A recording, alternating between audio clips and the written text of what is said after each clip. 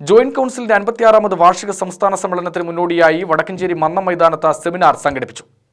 2025 May 12 മുതൽ 15 വരെയാണ് joint കൗൺസിലിന്റെ 56ാമത് വാർഷിക സംസ്ഥാന സമ്മേളനം പാലക്കാട് നടക്കുന്നത്.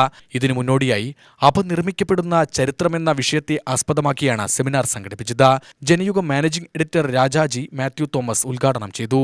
രാജ്യത്തിന്റെ സ്വാതന്ത്ര്യസമര പോരാട്ടങ്ങളിൽ യാതൊരു സംഭാവനയും നൽകാത്തവർ ചരിത്രം അപനിർമ്മിച്ചുകൊണ്ടിരിക്കുകയാണെന്നും അത് വിജയിപ്പിച്ചതിന്റെ തെളിവാണ് നരേന്ദ്രമോദിയുടെ 3ാം ഭരണമെന്നും രാജാജി മാത്യു തോമസ് അഭിപ്രായപ്പെട്ടു.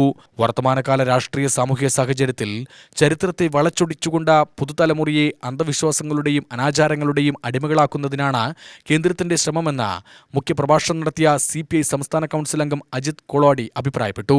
ഭരണഘടന വിഭാവനം ചെയ്യുന്ന ശാസ്ത്ര പുരോഗതിയും യുക്തിചിന്തയും ഇല്ലാതാക്കിക്കൊണ്ട് നാം നേടിയ സാമൂഹിക പുരോഗതി പിന്നോട്ട് വലിക്കുന്ന നിലപാടാണ് കേന്ദ്രം സ്വീകരിക്കുന്നത്.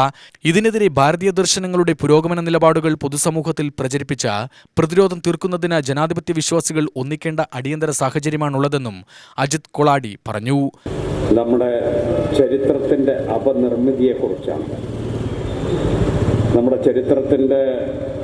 ചരിത്ര പഠനം സംബന്ധിച്ച് പ്രത്യേകിച്ചും നമ്മുടെ പുതിയ തലമുറയെ, കുട്ടികളെ ചരിത്രം എങ്ങനെയാണ് പഠിപ്പിക്കുന്നതെന്ന് സംബന്ധിച്ച ചില സൂചനകൾ സ്വാഗത പ്രാസംഗികനും അധ്യക്ഷനുമൊക്കെ ഇവിടെ നൽകുകയുണ്ടായി.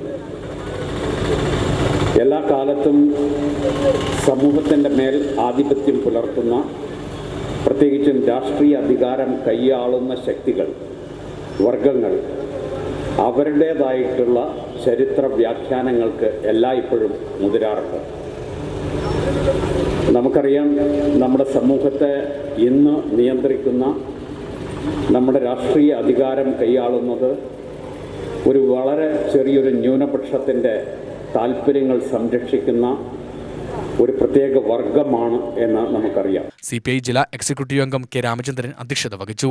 CPI ആലത്തൂർ മണ്ഡലം secretary Thennilapuram Vasudevan, joint council സംസ്ഥാന secretary K Mukundan, MC Gangadharan, NN Prajitha, PD Anilkumar, A Amjad Khan, Suresh Kumar എന്നിവർ സംസാരിച്ചു.